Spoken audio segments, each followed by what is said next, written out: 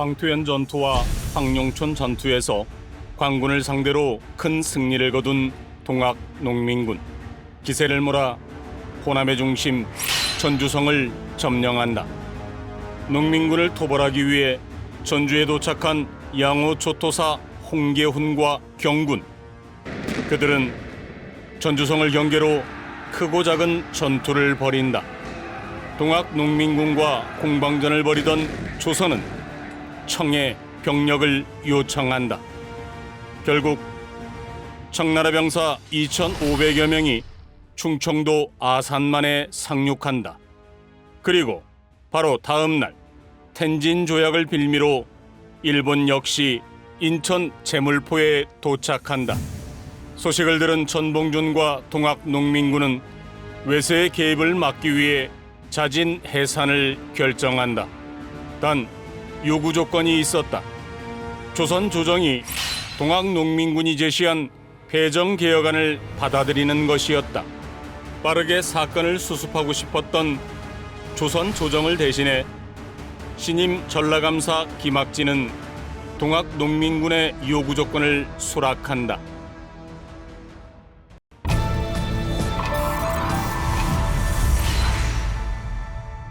말로 푸는 동학농민혁명사 썰 1894. 오늘의 키워드는 힘을 합쳐 잘 다스려 나간다는 의미의 협치입니다. 여러 공공조직의 업무에 보면 시민 그리고 사회단체 다양한 그룹들이 함께 참여해서 문제를 해결해 나가는 정책 과정을 뜻하기도 하는데 한마디로 말하면 함께 국정을 잘 이끌어간다. 이게 협치라고 볼 수 있겠죠. 협자가 한자로 얘기하면 힘력자가 3개가 있잖아요. 힘력자 3개 네, 네. 앞에 이게 더하기죠? 네. 그러니까 더하기 부호여서 네. 그러네요. 네, 힘을 합한다 그런 의미네요. 힘을 합해야 무슨 일을 할 수가 있는 거잖아요. 그래서 저는 이제 농사 지을 때 네. 여러 가지 조건이 필요한데 일단 하늘이 도와줘야 돼요. 그렇죠. 그러니까 특히 중요한 게 물입니다. 물을 제때 확보하느냐. 그 다음에 두 번째는 이제 땅이 좋아야죠. 비옥한 땅이어야 되고, 그 다음에 거기서 일하는 사람이 그 내용을 얼마나 정성스럽게 하느냐에 따라서 소출량이 나오거든요. 천지인. 네, 그렇죠. 땅의 힘과 하늘의 힘과 사람의 힘이 합해져서 농사를 짓는 것이다. 네. 제가 그 농구 되게 좋아하는데 농구에 마이클 조던이 그런 말을 했습니다. 경기를 이기는 것은 재능이다.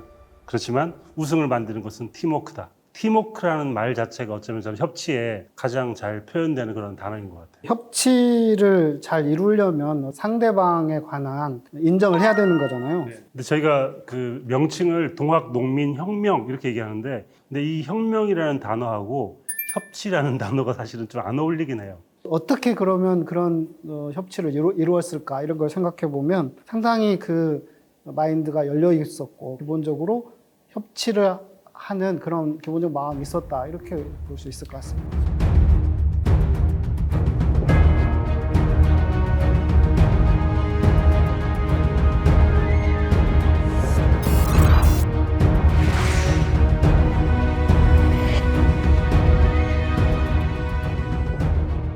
청하고 일본이 조선에 들어오면서 전봉준 장군이 말하자면 나라를 위한 일보 후퇴를 한 거잖아요. 이때 조건을 내민 게 있었는데 이게 그 유명한 패정개혁안. 패정개혁안은 전봉준하고 이후에 전라감사로 온 김학진과의 과정에서 농민군이 주장한 패정개혁안이 확인이 되고 전봉준 판결문에 14개 조항이 있고 다른 기록이나 자료에서 13개 조항이 있어서 27개 조항입니다.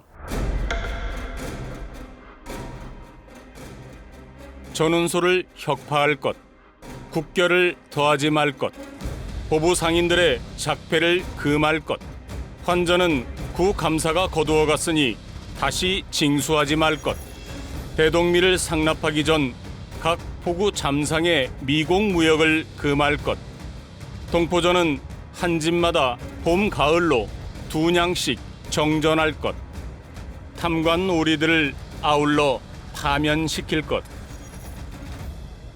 임금의 총명을 가리고 매관 매직하여 국권을 농간하는 자들을 축출할 것, 수령은 관할 지역에 입장할 수 없으며 논을 거래하지 말 것, 전세는 전례에 따를 것, 연호 자벽을 줄일 것, 포구 오염새는 혁파할 것, 보세와 궁답은 시행하지 말 것, 수령이 백성의 산지에 늑표하고 투장하지 말 것.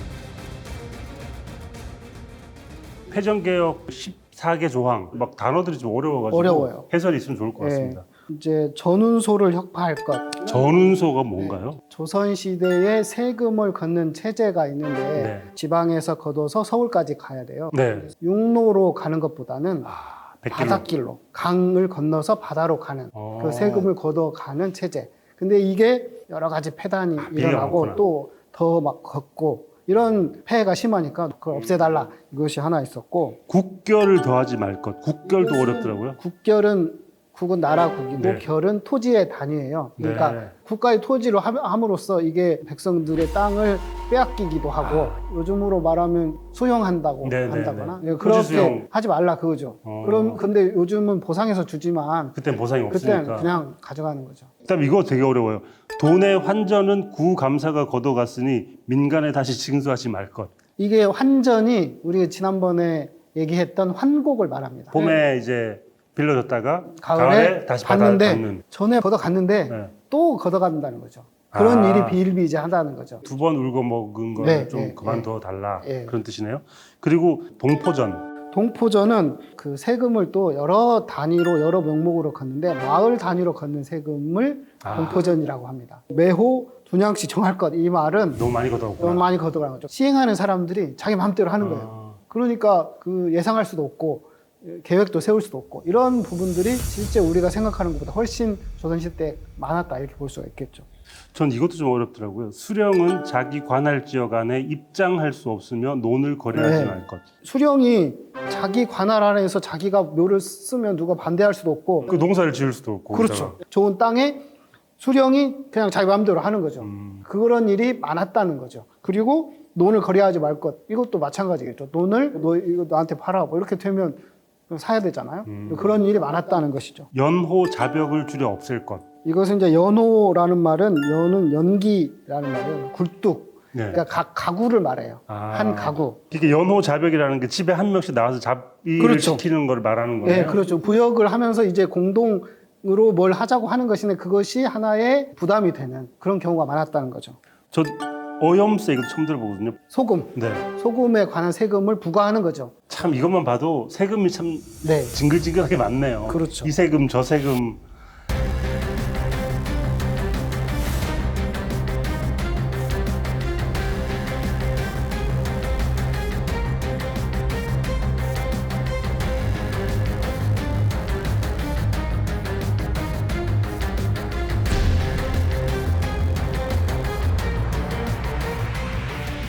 이것도 어렵잖아요. 보세와 궁답. 네, 네. 원래는 조선시대의 세금 체제상 물을 대는 것으로서 세금을 걷어라는 규정은 없어요. 그 다음에 궁답은 그 왕자나 공주가 자기 토지처럼 해가지고 국가 소유처럼 함으로써 그것이 확장되면서 여러 폐해가 일어나니까 그걸 없애달라라고 하는 것이죠. 어쩌면 동학농민혁명이 시작이 되었던 그 네. 만석보의 보세이기 네, 때문에 그렇죠. 전봉준 장군은 이거 분명히 없애라고 네. 얘기했을 것 같습니다. 그리고 가장 어려운 최고 난이도 아, 네. 각 고을의 수령이 내려와 백성의 산지에 늑표하거나 투장하지 말 것.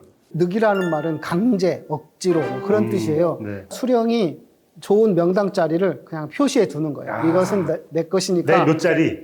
내 묘자리 또는 자기 조상의 묘 건들지 마라. 그것이 이제 늑표고 투장은 그 명당 자리에다가 밤에 몰래 자기 조상을 갖다가 묻는 거예요.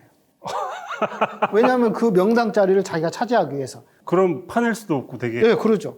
지금 생각하면 그것이 뭐 그게 중요한 일이라고 이렇게 생각할 수 있지만 당시 조선 시대에는 거기에 목숨을 걸어요. 그래서 어떤 관리라든지 이런 사람들한테 이제 뇌물도 주고 뭐 이런 여러 가지 문제가 되는 지점이 이런 지점이었기 때문에 아마 이런 내용이 들어간 것 같습니다. 패전개혁안만 봐도 2중 3중으로 고충을 받고 징글징글하게 뜯어갔는지가 보이는데 이게 역사라는 게 그런 것 같습니다. 지금 국민들의 삶과 크게 다르지 않은 것 같습니다. 그러니까 역사가 반복된다고 하는데 반복되는 과정 속에서 우리가 어떻게 교훈을 얻고 우리 현재 문제를 해결하는 하나의 대안 이런 것들이 돼야 된다고 생각됩니다.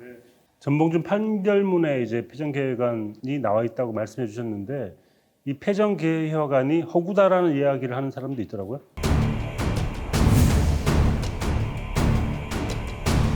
일반적으로 교과서를 통해서 학습한 패전개혁안은 12개조 네. 패전개혁안이고 이 패전개혁안은 오지영도 동학에 참여해가지고 나중에 동학사라고 하는 책을 쓰는데 그 동학사에 나오는 그 패전개혁안입니다. 그게 이제 12개 조항인데 동학교도와 정부와의 수관을 없애고 공동으로 서정에 협력할 것. 탐관놀이는 발본에서 없앨 것. 횡포한 부호들을 준엄하게 응징할 것. 불량한 유림과 양반배는 못된 버릇을 징계할 것. 노비 문서는 불태워버릴 것. 칠반 천인의 대우는 개선하고 백정의 머리에 패랭이를 벗길 것. 청춘 과부의 개가를 허락할 것. 무명 잡세는 일체 거두어 들이지 말 것. 관리 채용은 지벌을 타파하고 인재를 등용할 것. 외와 간통하는 자는 엄징할 것. 공사체를 막론하고 기왕의 것은 모두 무효로 할 것. 토지는 평균으로 분작하게 할 것. 오지영 선생이 자기의 기억으로 되살려낸 문체일까요? 오지영은 동학 농민혁명에 참여한 뒤에 1930년대부터 초안을 만들고 출판된 것은 1940년에 출판이 됐는데 그 과정에서 약간 논란이 있습니다. 오지영이 사회주의 영향을 받아가지고 자기의 생각을 거기에 투영한 것 아닌가. 초판에는 또 소설이라는 표현을 했더라고요. 네. 그렇기는 하지만 네. 그 오지영 동학사에 있는 내용을 보면 본인이 직접 참여를 했고 네.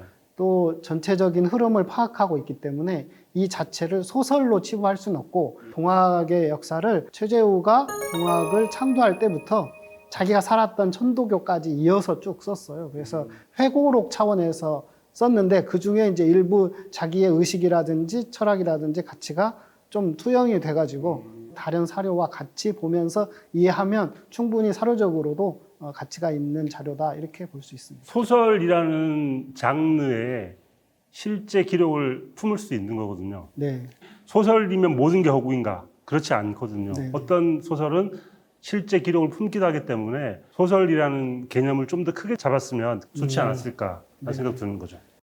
제가 보는 관점은 그 중앙에서 궁극기문처에서 여러 그 혁신 그 정책안을 내놔요.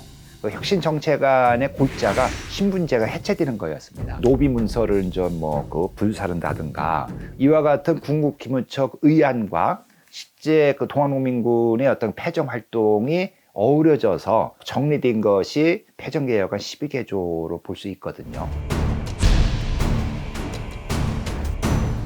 임팩트가 아주 강하죠. 딱 12개조로 명확하게 정리가 되어 있기 때문에 교과서라든가 또는 어떤 그 논리를 그 정당화시키는 데 있어서 되게 유용한 그 도구가 될 수가 있습니다.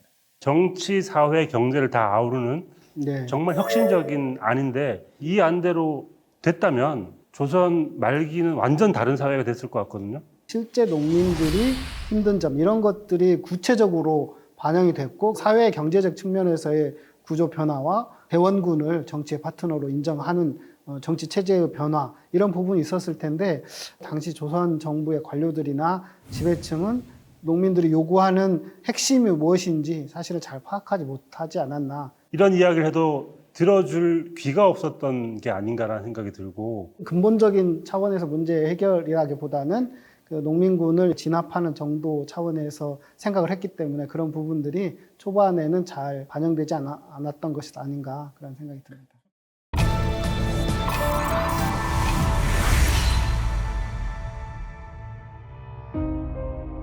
(1894년 5월 8일) 조선 관군과 동학 농민군은 전주 화약을 맺고 전주성에서 철수한다. 하지만 동학 농민군 탄압은 이어지고 패전개혁 또한 실행되지 않았다. 전봉준과 지도부는 동학 농민군을 해산하지 않고 동학 농민군의 신변 보호와 패전개혁의 실행을 요구하며 조선 조정을 압박한다. 그러는 사이 조선에 더 큰 위기가 다가온다. 1894년 6월 21일 일본이 무력으로 경복궁을 점령한 것이다. 고종을 볼모로 잡은 일본은 청나라 군대를 몰아내달라는 위탁을 강제로 받아낸다. 구실을 만든 일본은 이틀 뒤인 6월 23일 청군에게 공격을 퍼붓는다. 그것이 바로 조선을 뒤흔든 청일전쟁의 시작이었다. 민족적 위기 속에 전라감사 김학진은 전봉준에게 회담을 제의한다. 회담의 결과로 전라도 9년에 농민자치기구인 집강소가 설치되고 동학농민군이 직접 운영하는 집강소 체제가 본격화된다. 조선 정부가 일본에 완전히 장악되면서 농민군의 입장에서도 새로운 상황을 만들어 가야 되는 것이고, 전라감사 김학진과 전봉준 사이에 서로 회담을 해서 김학진 제기였던 집강소 체제를 전라도 53개 군현에 집강소를 설치하기로 이제 합의하게 됩니다. 전봉준하고 김학진하고 합의된 집강소의 기본적인 기능은 치안 기능입니다. 근데 이제 치안 기능이라고 해서 이 평가절하하는데 대단한 거예요. 왜냐면 치안권을 동학농민군이 그 장악을 하는 거거든. 그러면서 이제 이 타막한 그 고을의 어떤 관리라든가 아전들이라든가 또는 그 양반배를 그 징치할 수 있고, 그 다음에 이제 집강소에 어떤 민원이 들어오잖아, 소송이 들어오잖아요. 이 집강소에서 그런 어떤 소송도 처리해주고, 그 권한은 동학농민군이 고을의 어떤 권력을 장악하고 있는 이상은 무한대로 이제 확장이 될 수 있는 것이죠. 전라감사 김학진이 이제 권력을 준 건데 네. 전라감사에게 그런 권한이 있나요? 동학농민혁명이 일어나고 전라감사를 임명하는 과정에서 네. 아무도 오려고 하지 않아가지고 임명하기가 어려웠다고 합니다. 그런데 고종이 이제 김학진을 불러가지고 전라감사를 가라. 그러니까 김학진이 그러면 조건을 하나 내걸죠. 그게 이른바 편의종사. 편의종사. 네, 왕의 보고에 의해서 하는 것이 아니라 자기가 결정할 수 있는 권한을 달라. 전결 권한. 전결권을 받아가지고 왔기 때문에 합의가 이루어질 수 있었던 것 같고, 네. 특히 이제 김학진의 경우에는 당시 조선의 관리들하고는 구별되는 열린 사고를 가졌다, 이렇게 보여집니다. 전라도 일대 그러면 집강소는 몇 군데 정도 설치가 됐나요? 합의 과정에서 전라도 53개 군현에 집강소를 설치하기로 한다. 중요한 것은 당시 농민군이 얼마만큼의 세력을 가지고 있었느냐에 따라서 달라집니다. 집강소 중에서도 잘 되는 데가 있고 잘 안 되는 데가 당연히 있을 테고. 익산의 경우도 그렇고, 그다음에 이제 고부나 전주나 이런 농민군 세력이 강했던 곳이 잘 됐고, 이제 그 나주라든지 운봉이라든지 보수 세력이 강하거나 이런 지역에서는 집강소 활동이 거의 없었던 지역도 있고, 나주의 경우에는 보수 또 유생들의 단합이 잘 되고 나주를 농민군이 장악하지 못했고, 이제 특이한 경우는 농민 세력과 관이 협조를 이루어지는 경우가 있어요. 순창의 경우가 그런 지역인데, 네. 농민군이 과도하게 하려고 하니까 순창의 직강이 그걸 좀 보완하면서 공존하는 그런 경우도 있어서 우리가 생각하는 것보다 훨씬 더 발전적인 그런 측면도 있었다. 오늘 키워드인 진정한 협치네요. 그렇죠. 농민군과 관과 이렇게 힘을 합해가지고 더 좋은 세상을 좋은 만들기 세상. 위한. 그러니까 서로가 인정해주고 또 문제를 해결하면서 공존하는. 이 기간이 길었더라면 한국 사회가 달라지지 않았을까라는 생각이 드는데. 집강소를 설치하기로 한 것은 1894년 7월 6일이에요. 음력으로. 네. 그리고 2차 봉기가 일어나는 것은 실제 이제 10월부터 본격적인 활동을 하게 되니까 길어야 한 3달 정도? 이 정도라고 보여집니다. 너무 짧네요. 네, 짧죠. 뭐 워낙 짧았기 때문에 지금은 집강소의 흔적을 찾기는 쉽지는 않겠네요. 그러니까 실제 집강소가 남아있는 경우는 거의 없는데, 네. 그걸 복원한 경우가 김제원평의 집강소입니다. 복원하는 작업을 했는데 그걸 제가 했습니다. 네. 시간이 오래됐는데 한 10여 년 됐는데, 동록계라고 하는 백정이 대접주였던 김덕명에게 기증한 집강소가 10여 년 전까지 집터가 있었습니다. 문화재청에서 예산 지원을 해서 최근에 복원이 됐습니다. 그래서 집강소 건물로는 유일하게 남아있고 문화재로도 터가 지정이 되어 있습니다.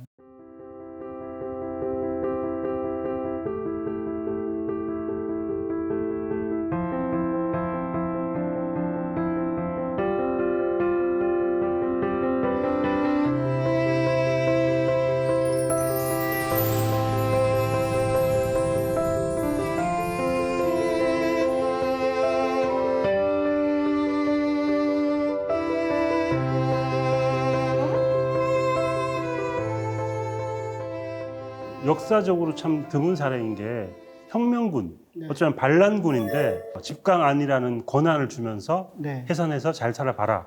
반란을 일으킨 세력에게 어떤 통치권이나 치안권을 주는 것 자체가 선례를 찾아보기가 어렵고 네. 실질적으로는 농민군이 장악하는 그런 체제를 관이 인정해줬다 이렇게 볼 수가 있습니다. 어쩌면 이 집강소야말로 세계 유네스코에 등재되어야 할 초유의 시스템이 아닐까. 자치적이고 민주적인 집단이고 발전했더라면 그 이후에 한국을 완전히 송두리째 바꿀 수 있지 않았을까. 그렇죠. 이게 집강소라고 하는 것이 역사적 기간도 짧고 자세하게 기록되어 있지는 않지만 이 집강소가 갖는 의미는 반란 세력을 인정해서 그들과 같이 협치를 했다는 것이잖아요. 이것은 아마 반란 세력을 인정해가지고 통치 행위의 일부를 할 수 있도록 하는 것은 세계사적으로도 거의 찾아보기는 어렵고 한국의 어떤 민주주의를 얘기할 때 동학농민혁명 중에서 어디에서 찾아야 될 것인가? 그것은 바로 집강소로부터 시작됐다 이렇게 보여집니다. 우리가 한국 역사 속에서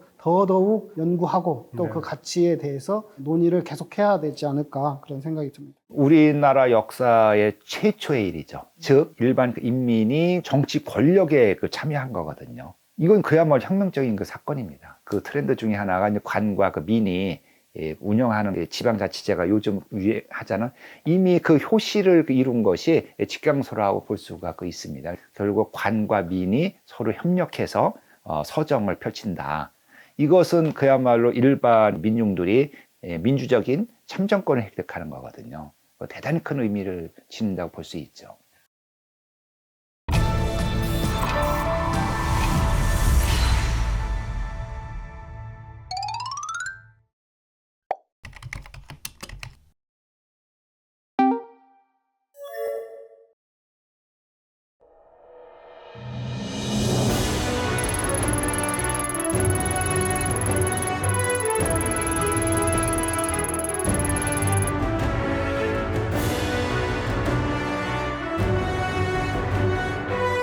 동학을 잘 모르는 동린이었다가 조금씩 알아가는 단계에서 놀라운 것들이 여러 개 있는데 그중에서 집강소의 존재는 정말 중요한 장소이고 중요한 시스템이 아니었나. 그래서 많은 분들이 한국 역사에 집강소라는 아름다운 시스템이 있었다라는 걸 알아주시면 좋겠다라는 생각이 들었습니다. 동학농민혁명에서 조금 더 강조해야 될 부분인 것 같아요. 집강소에 관한 사료라든지 근거라든지 내용이 그렇게 많지는 않아요. 그렇지만 다양한 관점에서 연구하고 가치와 의미를 부여하고 이런 작업을 계속해 나가는 것이 동학농민혁명의 가치를 확장하는 계기라고 저는 생각합니다.